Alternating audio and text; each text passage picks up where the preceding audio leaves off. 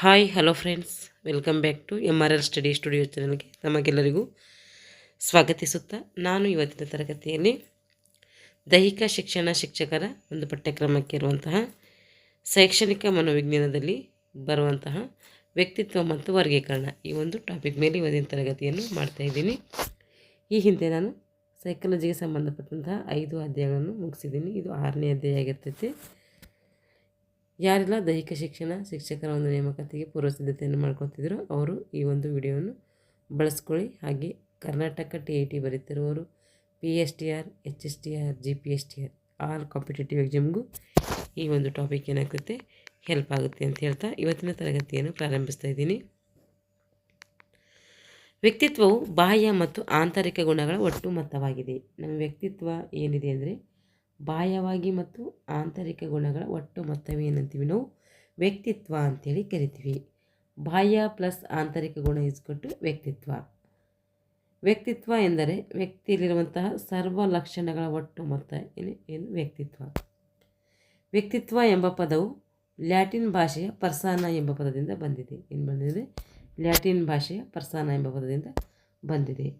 ಹಾಗಾದರೆ ಪರ್ಸಾನ ಅಂದರೆ ಏನು ಅಂದರೆ ಮುಖವಾಡ.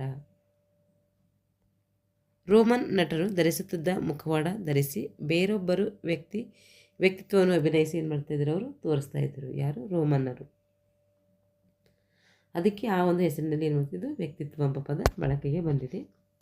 ಹಾಗಾದರೆ ವ್ಯಕ್ತಿತ್ವದ ವರ್ಗೀಕರಣ ಯಾವ ರೀತಿ ಇದೆ ಅಂತ ನೋಡೋಣ. ಗ್ರೀಕ್ರವರು ವರ್ಗೀಕರಣ ಯಾವ ರೀತಿ ಮಾಡಿದ್ದಾರೆ ವ್ಯಕ್ತಿತ್ವ ಅಂದರೆ ಸಾತ್ವಿಕ, ರಜಸಿಕ, ತಾಮಸಿಕ. ಸಾತ್ವಿಕ ಅಂದರೆ ಸಾತ್ವಿಕರು, ಸತ್ಯಸಂಧರು, ತಾಳ್ಮೆ, ಅಹಿಂಸೆ ಪ್ರವೃತ್ತಿಯವರು, ಇವರಿಗೇನಂತೀವಿ ನಾವು ಸಾತ್ವಿಕರು ಅಂತೇಳಿ ಕರಿತೀವಿ.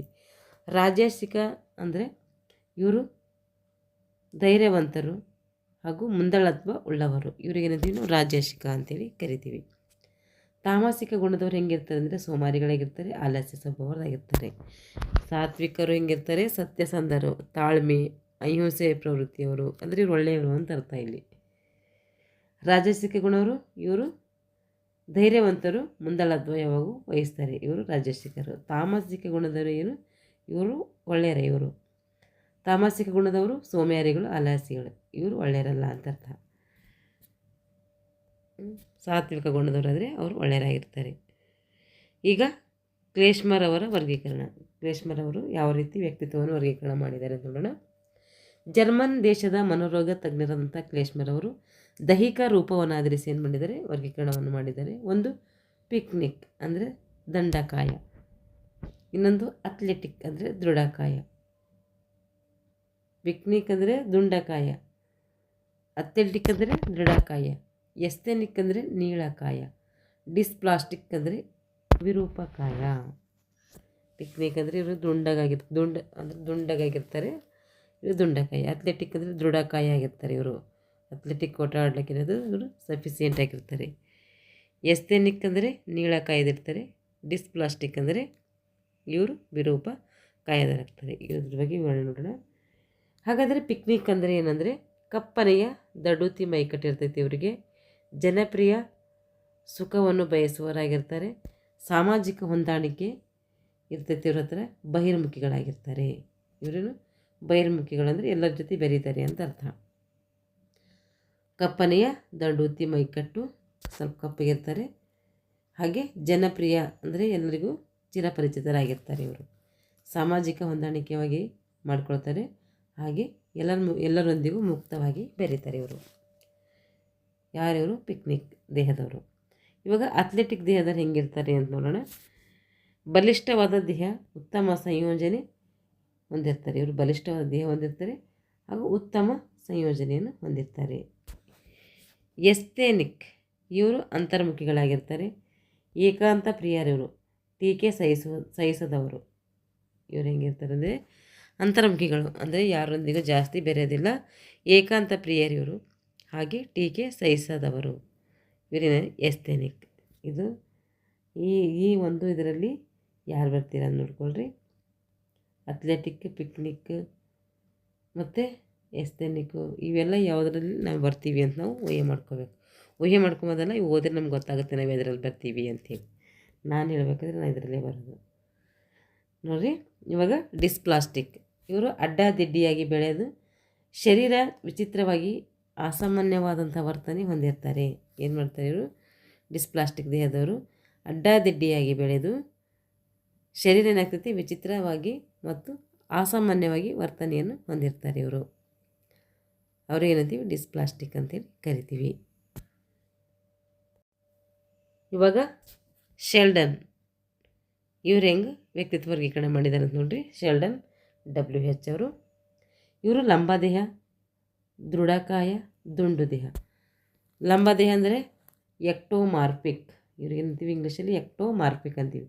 ಇವರು ತೆಳುವಾದ ನೀಳವಾದ ದೇಹ ಹೊಂದಿದ್ದು ಅಂತರ್ಮುಖಿಗಳಾಗಿರ್ತಾರೆ. ಏನಿರ್ತಾರೆ ಇವರು? ತೆಳುವಾದ ನೀಳವಾದ ದೇಹ ಹೊಂದಿದ್ದು ಅಂತರ್ಮುಖಿಯಾಗಿರ್ತಾರೆ. ಇವಾಗ ದೃಢ ದೇಹ. ಇವರು ಮೀಸೋಮಾರ್ಫಿಕ್ ಅಂತ ಕರಿತೀವಿ. ಗಟ್ಟಿಮುಟ್ಟಾದ ದೇಹ ಇರ್ತೈತಿ ಇವರಿಗೆ. ಮಾಂಸಖಂಡಗಳಿಂದ ಕೂಡಿದ ದೇಹ, ಹೊಂದಾಣಿಕೆ ಸ್ವಭಾವ ಹೆಚ್ಚಿರ್ತೈತಿ. ಗಟ್ಟಿಮುಟ್ಟಿಯಾದಂಥ ದೇಹ ಇರ್ತೈತಿ, ಮಾಂಸಖಂಡಗಳಿಂದ ಕೂಡಿದ ಹೊಂದಾಣಿಕೆ ಸ್ವಭಾವ ಹೆಚ್ಚಿರ್ತೈತಿ ಇವ್ರ ಹತ್ರ. ಇವಾಗ ದುಂಡು ದೇಹ ಎಂಡೋಮಾರ್ಫಿಕ್. ಎಕ್ಟೋಮಾರ್ಫಿಕ್, ಮೀಸೋಮಾರ್ಫಿಕ್, ಎಂಡೋಮಾರ್ಫಿಕ್ ನೆನ್ಪಿಟ್ಕೋಬೇಕು. ಇವರು ಮೆದುವಾದಂತಹ ದುಂಡಾದ ದೇಹ ರಚನೆ ಹೊಂದಿರ್ತಾರೆ. ಬಹುಮುಖಿಗಳಾಗಿರ್ತಾರೆ. ಏನಾಗಿರ್ತಾರೆ ಇವರು? ಬಹಿರ್ಮುಖಿಗಳಾಗಿರ್ತಾರೆ. ಇವರು ಯಾವುದು ಮಾಡಿ? ಶೆಲ್ಡನ್ ಅವರು ಮಾಡಿದ್ದಾರೆ. ಇದು ಶೆಲ್ಡನ್ ಅವರು ಎಕ್ಟೋಮಾರ್ಫಿಕ್, ಮೀಸೋಮಾರ್ಫಿಕ್, ಎಂಡೋಮಾರ್ಫಿಕ್ ಇವು ನೆನ್ಪಿಟ್ಕೋಬೇಕು. ಎಕ್ಸಾಮಲ್ಲಿ ವೆರಿ ಇಂಪಾರ್ಟೆಂಟ್ ಕೇಳ್ತಾರೆ. ಇವಾಗ ಸ್ಟ್ರಗಲ್ ರವರ ವರ್ಗೀಕರಣ.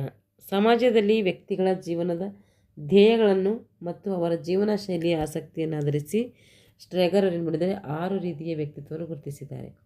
ಒಂದು ತಾತ್ವಿಕ ಮೌಲ್ಯವು, ಇನ್ನೊಂದು ಆರ್ಥಿಕ ಮೌಲ್ಯರು, ಆರ್ಥಿಕ ಮೌಲ್ಯರು, ಸಾಮಾಜಿಕ ಮೌಲ್ಯರು, ಸೌಂದರ್ಯೋಪಾಸನಕರು ಹಾಗೂ ರಾಜಕೀಯ ಮೌಲ್ಯರು ಮತ್ತು ಧಾರ್ಮಿಕ ಮೌಲ್ಯರು. ಈ ರೀತಿ ಏನು ಮಾಡಿದ್ದಾರೆ? ವರ್ಗೀಕರಣವನ್ನು ಮಾಡಿದ್ದಾರೆ. ಕಾರ್ಲಿಂಗ್ ವರ್ಗೀಕರಣ. ಕಾರ್ಲಿಂಗ್ ಅವರು ಯಾವ ರೀತಿ ವರ್ಗೀಕರಣ ಮಾಡಿದ್ದಾರೆ ಅಂತ ನೋಡಿರಿ. ಅಂತರ್ಮುಖಿಗಳು ಇವರೇನಾಗಿರ್ತಾರೆ? ಅಂತರ್ಮುಖಿಗಳಾಗಿರ್ತಾರೆ. ಬಹಿರ್ಮುಖಿಗಳು. ಕಾರ್ಲಿಂಗ್ ಅವರು ಅಂತರ್ಮುಖಿ ಮತ್ತು ಬಹಿರ್ಮುಖಿ ಅಂತ 2 ವರ್ಗೀಕರಣ ಮಾಡಿದ್ದಾರೆ. ಸಿಗ್ಮಂಡ್ ಫ್ರೈಡ್ ಅವರು ಯಾವ ರೀತಿ ವ್ಯಕ್ತಿತ್ವವನ್ನು ವರ್ಗೀಕರಣ ಮಾಡಿದ್ದಾರೆ ಅಂದರೆ, ವ್ಯಕ್ತಿತ್ವದ ಪ್ರತಿಯೊಂದು ಹಂತವನ್ನು ಹೊಂದಿದ್ವಿ ಲೈಂಗಿಕತೆ ಪ್ರಭಾವ ಬೀರ್ತೈತಿ. ಶೈಶವ ಲೈಂಗಿಕವಧಿ, ಸೂಕ್ತ ಲೈಂಗಿಕವಧಿ, ಜನನಾಂಗದ ಲೈಂಗಿಕವಧಿ. ಈ ರೀತಿ ಏನು ಮಾಡಿದ್ದಾರೆ? ಸಿಗ್ಮಂಡ್ ಫ್ರೈಡ್ ಅವರು ಮಾಡಿದ್ದಾರೆ. ಇವರು ಮನೋವಿಶ್ಲೇಷಣಾ ಪಂಥದ ಪಿತಾಮಹರು. ಇವರು ಈಗೋ ಸೂಪರ್ ಈಗೋ ಎಂಬ ಕಾನ್ಸೆಪ್ಟನ್ನು ಇವರು ಹೇಳಿರ್ತಾರೆ. ಹಾಗಾದರೆ ವ್ಯಕ್ತಿತ್ವದ ಮೇಲೆ ಬೀರುವಂತಹ ಪ್ರಭಾವಗಳು ಯಾವ್ಯಾವ ವ್ಯಕ್ತಿತ್ವದ ಮೇಲೆ ಪ್ರಭಾವ ಬೀರ್ತವೆ ಅಂತೇಳಿ ನೋಡ್ರಿ. ಅನುವಂಶೀಯತೆ, ಪರಿಸರ, ನಿರ್ನಳ ಗ್ರಂಥಿಗಳು ಇವೇನು ಮಾಡ್ತೀವಿ? ವ್ಯಕ್ತಿತ್ವದ ಮೇಲೆ ಪ್ರಭಾವ ಬೀರ್ತವೆ.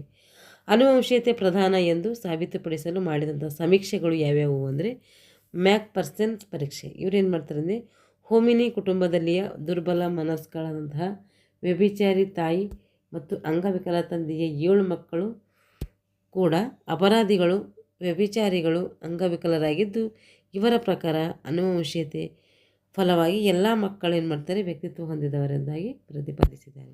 ನೋಡ್ರಿ, ಇಲ್ಲಿ ಏನಾಗಿದೆ ಅಂದರೆ, ಇವ್ರೇನು ಮಾಡ್ತಾರೆ? ವ್ಯಭಿಚಾರಿ ತಾಯಿ ಮೇಲೆ ಏನು ಮಾಡ್ತಾರೆ? ಪ್ರಯೋಗವನ್ನು ಕೈಗೊಳ್ತಾರೆ. ಅಲ್ಲಿ ಅಂಗವಿಕಲ ತಂದೆ ಇರ್ತಾನೆ. ಅವ್ರೇನು ಮಾಡ್ತಾರೆ? 7 ಮಕ್ಕಳು ಕೂಡ ಅಪರಾಧಿಗಳು. ಅದರಲ್ಲಿ 7 ಮಕ್ಕಳು ಇರ್ತಾರೆ, ಅಪರಾಧಿಗಳಾಗಿರ್ತಾರೆ, ವ್ಯಭಿಚಾರಿಗಳಾಗಿರ್ತಾರೆ, ಅಂಗವಿಕಲರಾಗಿರ್ತಾರೆ. ಇದರ ಪ್ರಕಾರ ಏನಂದರೆ ಅನುವಂಶಿ ಏನಾಗ್ತೈತಿ? ಮುಖ್ಯ ಅನ್ನೋದು ನಾವು ಇದರಿಂದ ಗೊತ್ತಾಗ್ತೈತಿ. ಇವಾಗ ಗೋಡ್ವಾಡ್ರವರ ಕಲ್ಲಿಕ ಕುಟುಂಬದ ಸಮೀಕ್ಷೆ ಮಾಡ್ತಾರೆ. ಇವಾಗ ನೋಡಿರಿ, 1914ರಲ್ಲಿ ಕಲ್ಲಿಕ ಕುಟುಂಬದ ಸಮೀಕ್ಷೆ ನಡೆಸಿದರು. ಈ ಸಮೀಕ್ಷೆಯಲ್ಲಿ ಮಾರ್ಟಿನ್ ಕಲ್ಲಿಕಾಕ್ ಏನು ಮಾಡ್ತಾರೆ? ಕುಟುಂಬದ ಮೂಲ ಪುರುಷನಾಗಿದ್ದ ಈತ 2 ಮದುವೆ ಆಗಿದ್ದರು. ಮೊದಲನೇ ಹೆಂಡತಿ ವ್ಯಭಿಚಾರಿಯಾಗಿದ್ದರು. ಅದರಿಂದ ಆಕೆಯ ಮಕ್ಕಳು ಅದೇ ಆಗಿದ್ದರು. 2ನೇ ಹೆಂಡತಿ ಏನಾಗಿದ್ದು? ಸುಸಂಸ್ಕೃತರಾಗಿದ್ದರು. ಆಕೆಯ ಮಕ್ಕಳು ಹೆಚ್ಚು ಬುದ್ಧಿವಂತರಾದರು. ಅಂದರೆ ಅನುವಂಶೀಯತೆ ಹೆಂಗಿರುತ್ತೆ ಹಂಗೆ ಬರುತ್ತೆ ಅಂತ ಅರ್ಥ ಇದು. ಹಾಗೆ ಅವರು ಬುದ್ಧಿವಂತರಾಗಿದ್ದರು, ಪ್ರತಿಭಾವಂತರು ಆಗಿದ್ದರು. ಅವರು ಅನುವಂಶ ಎಂಬುದು ಇದರಿಂದ ನಮಗೆ ಗೊತ್ತಾಗ್ತೈತಿ. ಯಾಕಂದರೆ ಒಳ್ಳೆಯ ವ್ಯಕ್ತಿ ಇದ್ದರೆ, ಒಳ್ಳೆಯ ತಾಯಿ ಇದ್ದರೆ ಒಳ್ಳೆಯ ಮಕ್ಕಳು ಹುಡ್ತಾರೆ, ಕೆಟ್ಟ ತಾಯಿ ಇದ್ದರೆ ಕೆಟ್ಟ ಮಕ್ಕಳು ಹುಡ್ತಾರೆ. ಅಂದರೆ ಇದಕ್ಕೆ ಅನುವಂಶೀಯತೆ ಇಂಪಾರ್ಟೆಂಟು ಅಂತ ಅರ್ಥ. ಫ್ರಾನ್ಸಿಸ್ ಗಾಲ್ಟನ್ ಇವರು ಬಾಕ್ ಕುಟುಂಬದ ಮೇಲೆ ಏನು ಮಾಡ್ತಾರೆ? 4 ತಲೆಮಾರಿನ 57 ಪುರುಷರಲ್ಲಿ 41 ಮಂದಿ ಅಂದರೆ 70 ಮಂದಿ ಸಂಗೀತದ ಬಲ್ಲವರಾಗಿರ್ತಾರೆ. ಈ ಸಮೀಕ್ಷೆ ಅನುವಂಶೀಯತೆ ಪ್ರಧಾನ ಅಂತೇಳಿ ನಮಗೆ ತಿಳಿತೈತಿ. ಡಾಗ್ಡೇಲ್ ಜೂಕ್ ಕುಟುಂಬದ ಸಮೀಕ್ಷೆ ಮಾಡ್ತಾರೆ ನೋಡ್ರಿ. ಇಲ್ಲಿ ಡಾಗ್ಡೇಲ್ ರವರು ಸಮೀಕ್ಷಿಸಿದ ಜೂಕ್ ಕುಟುಂಬದ ಎಲ್ಲ ಸದಸ್ಯರು ಏನಾಗಿರ್ತಾರೆ, ಅಪರಾಧಿಗಳು, ಭಿಕಾರಿಗಳು, ಕೊಲೆಪಾತಕಿಗಳು ಆಗಿರ್ತಾರೆ. ಪರಿಸರ ಹೆಂಗಿತ್ತು ಅವ್ರು ಆ ಥರ ಆಗ್ಲಿಕ್ಕಾದರೆ ವ್ಯಕ್ತಿಯ ಮೇಲೆ ಬಾಹ್ಯವಾಗಿ ಏನು ಮಾಡ್ತೈತಿ, ಪರಿಸರ ಪ್ರಭಾವ ಬೀರ್ತೈತಿ. ಒಟ್ಟಾರೆಯಾಗಿ ಪರಿಸರ ಅಂತ ಕರಿತೀವಿ. ವ್ಯಕ್ತಿತ್ವ ಮೇಲೆ ಪರಿಸರವೇ ಏನು ಮಾಡ್ತೇವೆ, ನೇರ ಪ್ರಭಾವವನ್ನು ಬೀರ್ತವೆ. ಇಲ್ಲಿ ಪರಿಸರ ಇಂಪಾರ್ಟೆಂಟ್ ಅಂತ ಹೇಳ್ತಾ ಇದ್ದಾರೆ, ಏಕೆಂದರೆ ಇಲ್ಲಿ ಪರಿಸರ ಪ್ರಭಾವ ಬೀರಿದೆ.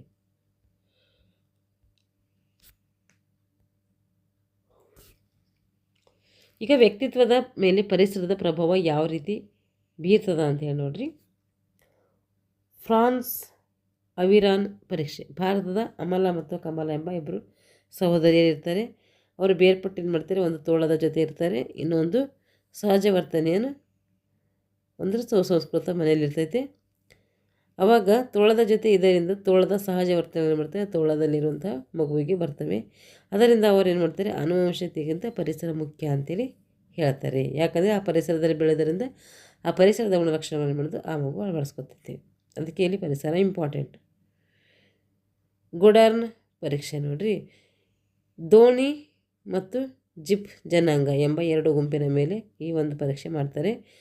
ದೋಣಿ ಜನಾಂಗದ ಸರಾಸರಿ ಬುದ್ಧಿ ಪ್ರಾಪ್ತಾಂಕ ಎಷ್ಟಿತ್ತು ಅಂದರೆ 69 ಇತ್ತು. ಪೆಪ್ಸಿ ಜನಾಂಗದ ಪರ್ಸೆಂಟೇಜ್ ಎಷ್ಟಿತ್ತು ಅಂದರೆ 71% ಇತ್ತು. ಇವರ ಪ್ರಕಾರ ಪರಿಸರ ಮುಖ್ಯ ಅಂತ ಹೇಳ್ತಾರೆ. ಇವರ ವ್ಯಕ್ತಿತ್ವವೆಂಬ ಫಲ ಚೆನ್ನಾಗಿ ಬರಬೇಕಾದರೆ ಬೀಜ ಎಂಬ ಅನುವಂಶೀಯತೆ ಹಾಗೂ ಭೂಮಿ ಎಂಬ ಪರಿಸರಗಳೆರಡು ಪ್ರಮುಖ ಅಂತ ಹೇಳ್ತಾರೆ. ವ್ಯಕ್ತಿತ್ವವು ಅನುವಂಶೀಯತೆ ಹಾಗೂ ಪರಿಸರಗಳ ಸಮ್ಮಿಲನ ಏನು ಹೇಳ್ತಾರೆ ಇವರು, ಅನುವಂಶೀಯತೆ ಮತ್ತು ಪರಿಸರ ಏನಾಗ್ತವೆ, ಎರಡು ಬೀಜಗಳ ಸಮ್ಮಿಲನ. ಅಂದರೆ ಬೀಜ ಇಂಟು ಭೂಮಿ ಕೊಟ್ಟು ಫಲ, ಅನುವಂಶೀಯತೆ ಇಂಟು ಪರಿಸರ, ಇವೇನಾಗ್ತೈತೆ ವ್ಯಕ್ತಿತ್ವ. ಇಲ್ಲಿ ಇದು ಎಕ್ಸಾಮ್ಗೆ ಆಗಿದ್ದೆ ಕ್ವಶನ್. ಅನುವಂಶೀಯತೆ ಪ್ಲಸ್ ಪರಿಸರ, ಅನುವಂಶೀಯತೆ ಪ್ಲಸ್ ಪರಿಸರನ, ಅನುವಂಶೀಯತೆ ಪ್ಲಸ್ ಮೈನಸ್ ಪರಿಸರನ, ಅನುವಂಶೀಯತೆ ಇಂಟು ಪರಿಸರನ, ಅನುವಂಶೀಯತೆ ಸಮನಾಗಿದೆ ಪರಿಸರನ. ಅಂದರೆ ಇಲ್ಲಿ ಅನುವಂಶೀಯತೆ ಇಂಟು ಪರಿಸರ ಇದು ಸರಿಯಾದಂಥ ಉತ್ತರ ಇದು. ಇವಾಗ ನಿರ್ನಾಳ ಗ್ರಂಥಿಗಳಾದಂಥ ಪಿಟ್ಯುಟರಿ ಗ್ರಂಥಿ ಆಗಿರ್ಬೋದು, ಆಡ್ರಿನಲ್ ಗ್ರಂಥಿ ಆಗಿರ್ಬೋದು, ಇವೇನು ಮಾಡ್ತೇವೆ, ಲೈಂಗಿಕ ಗ್ರಂಥಿಗಳು ಸ್ರವಿಸುವಂಥ ರಸದೂತದಲ್ಲಿ ವೈಪರೀತ್ಯವಾದರೆ ವ್ಯಕ್ತಿಯ ಗುಣದಲ್ಲಿ ಕೂಡ ಏನಾಗ್ತೈತೆ, ವ್ಯತ್ಯಾಸ ಆಗ್ತೈತೆ. ಪಿಟ್ಯುಟರಿ ಗ್ರಂಥಿಯ ಸ್ರವಿಕೆಯಲ್ಲಿ ಹೆಚ್ಚಾದರೆ ವ್ಯಕ್ತಿ ದೈತ್ಯಾಕಾರ ಹೊಂದ್ತಾನೆ. ಪಿಟ್ಯುಟರಿ ಗ್ರಂಥಿಯಲ್ಲಿ ಏನಾದರೂ ಹೆಚ್ಚು ಕಡಿಮೆ ಆದರೆ ವ್ಯಕ್ತಿ ಏನು ಮಾಡ್ತಾನೆ, ದೈತ್ಯಾಕಾರದ ದೇಹವನ್ನು ಹೊಂದಿರ್ತಾನೆ. ಕಡಿಮೆ ಆದರೆ ಕುಬ್ಜನಾಗ್ತಾನೆ. ಹೆಚ್ಚಾದರೆ ಬೇಕಾಬಿಟ್ಟು ಬೆಳಿತಾನೆ, ಕಡಿಮೆ ಆದರೆ ಕುಬ್ಜನಾಗ್ತಾನೆ ಅಂತ ಅರ್ಥ. ಪಿಟ್ಯುಟರಿ ಗ್ರಂಥಿಯು ಸ್ರವಿಕೆಯ ವೈಪರೀತ್ಯವು ಬೆಳವಣಿಗೆಯ ಮೇಲೆ ಏನು ಮಾಡ್ತೈತೆ, ಪ್ರಭಾವ ಬೀರ್ತೈತೆ. ಆ ಮೂಲಕ ವ್ಯಕ್ತಿತ್ವದ ದೈಹಿಕ ಅಂಶ, ಮಾನಸಿಕ ಅಂಶಗಳಲ್ಲಿ ಏನಾಗ್ತೈತೆ, ನ್ಯೂನತೆ ಕಂಡುಬರ್ತೈತೆ.